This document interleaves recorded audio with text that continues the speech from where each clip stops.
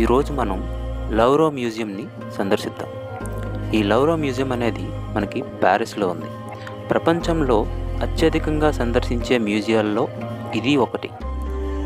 దీని తర్వాత national museum of China, లండన్లోని టెట్ మోడర్న్ మరియు వాటికన్ మ్యూజియంలు ఉన్నాయి.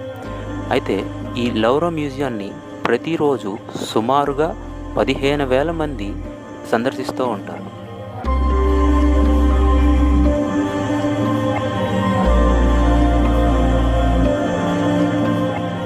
ప్రపంచంలోనే అత్యధికంగా సందర్శించే మ్యూజియంతో పాటు లౌరో ప్రపంచంలోనే అతిపెద్ద మ్యూజియం కూడా.